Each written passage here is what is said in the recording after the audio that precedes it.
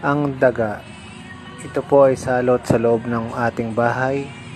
Dapat nating hulihin at itapon sa malayo. Pagkat sila po ay sumisira ng ating mga gamit, gaya ng damit, libro, lalo na mga kuryente, mga saksakan ng appliances, kinakagat po niya. At ang nakakatakot, yung pong ihi ng daga ay pinagmumulan ng sakit na leptospirosis.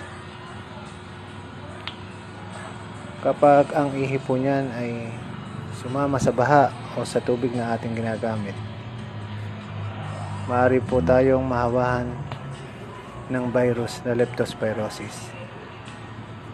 Kaya mainam po na bumili kayo ng panghuli ng daga